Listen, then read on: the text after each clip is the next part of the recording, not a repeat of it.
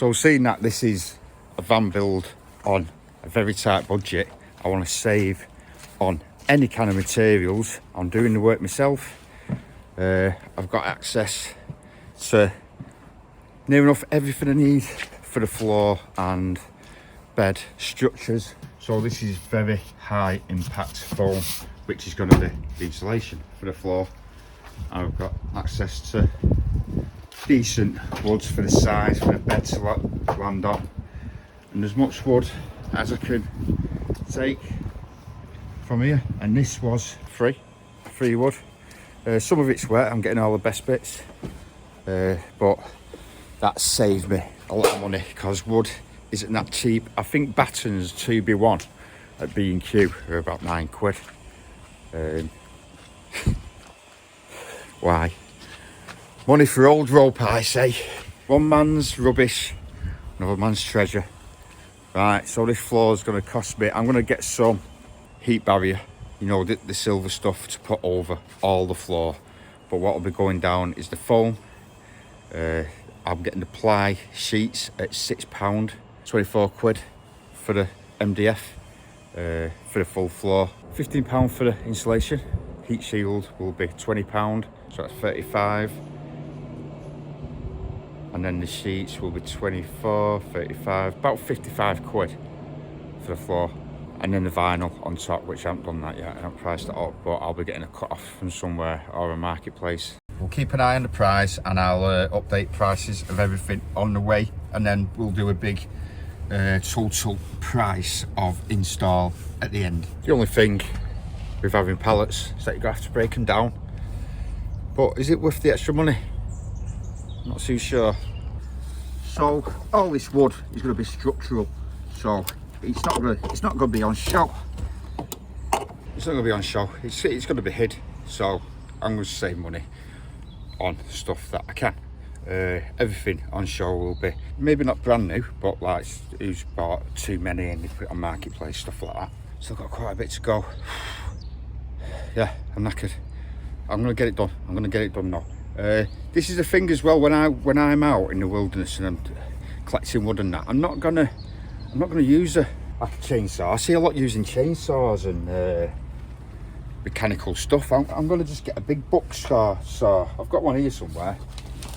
I've got one in here, you know, the big buck saws that can do tree trunks and an axe, because I want to keep fit. I want to keep fit, and by doing that, everything by hand, I mean, I might get fed up, and I might in the future get one for them lazy days. But most of the time, I'm gonna try and do it like caveman style. Oh.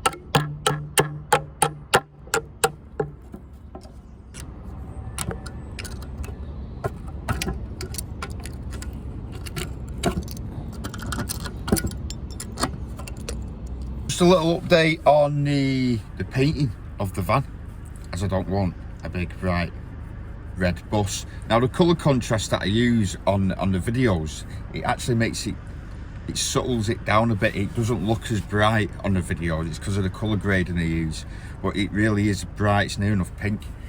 So I've been looking on the internet, on YouTube, great place, and he's probably going to save us money by using a roller. I'm not bothered about a high spec finish. As long as it's good enough that takes this colour away, I'm happy with that. So I don't want like a showroom release finish on the paint. Well, I'm not bothered.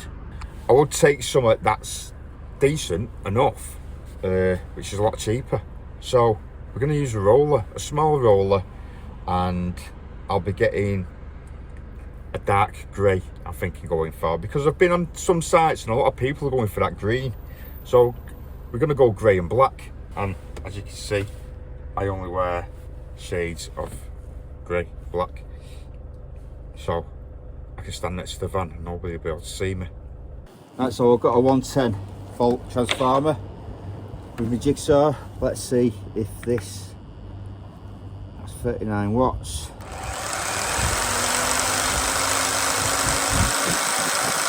130, cuts of 5, 28, 38, it'll probably also go full, easy. 700 watt this takes, so that's good do. Free power.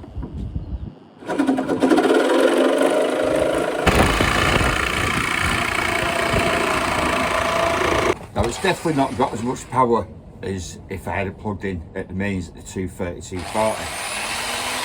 Feels more like a battery drill than a power drill, a mains drill. That'll be the ampage. It's not forcing, but it gets the job done.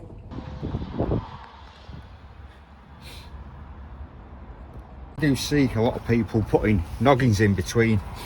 If the wood's up like that, yeah, you need a noggin to stop it from twisting. That's all the noggin's there for, going across this way.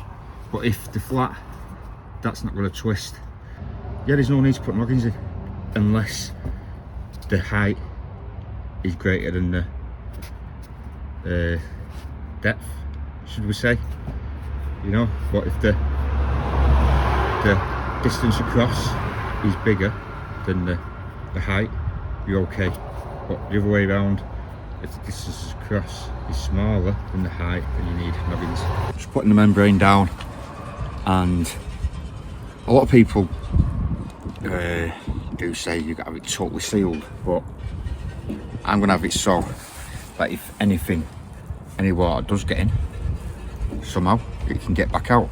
It's the same with the IP65 boxes we use, electrical, where it's not submerged underwater, but it's fully waterproof. So rain, jet wash, IP65, I think it's IP68 for underwater to a metre. You can get boxes for that, but what we do, not the ones in water, but the ones outside, it's a sealed unit, so you put your connections in, but you actually drill an hole in it on the underside, just in case water does get in, it can find its way out. And that's what I've done with this. Yeah, I can't be arsed making sure everything's sealed, so I'll just make sure that water can get back out if it gets in. We'll see what happens anyway. I am doing my best, you know, but places that will get sealed there, but places like that I'll probably seal that, but I'm not going too crazy about it. I'm not going to lose sleep over it, you know, and see how it goes. But you know, if it does end up coming through water somehow, I'll let you know. Same with the loft, with the fascia and soffit. Your insulation shouldn't cover that, so there's airflow, so you get an airflow through, so it stops condensation.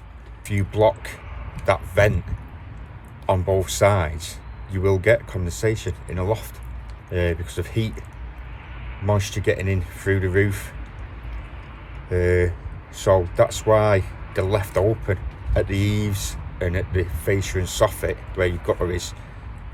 that's an air intake and an air outtake both sides, so it circulates the air in the loft and stops dampness. Same with your windows, condensation in your windows. If you leave the window open, it won't happen, and leave the heating on. So yeah, that's my theory anyway. Don't know if you can hear it, but it's actually lashing it down outside. So I'm in the van, I've opened the front windows a little bit, they're still steaming up.